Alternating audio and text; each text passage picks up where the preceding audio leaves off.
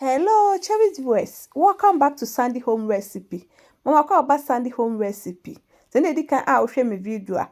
Remember ring subscribe. We say be fried fish recipe. Yes, that's it. We fresh tilapia. Ubetwitwa ho nyina. To my returning subscribers, thank you so much for your support. May the good Lord bless you all.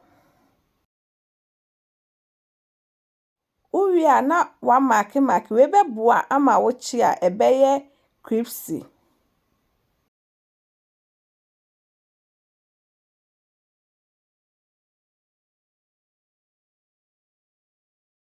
Uwi na wakọ ohoro ho. Ohuru na ode agu ensuo foforo mu. Wo de salt de aka ho. All purpose season so de aka ho. Na wajesi wo kakra ansa na wahwie nsu ne de afiri ho.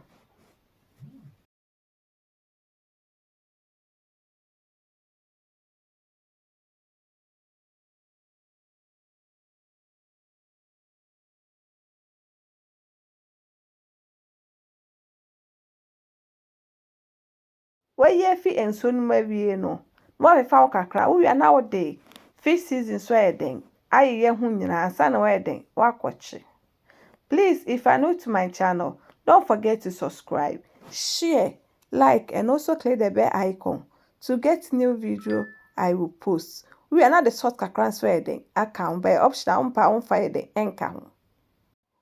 Watching wa medium hot oil mu, ba wo fresh rosemary betimi the bearding, achi oil no answer.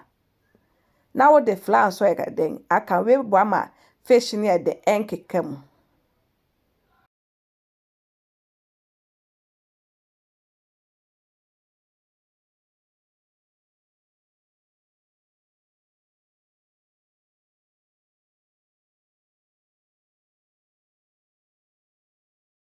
Tem bia wo ho a na wadane no se de enhye na ebebi iye.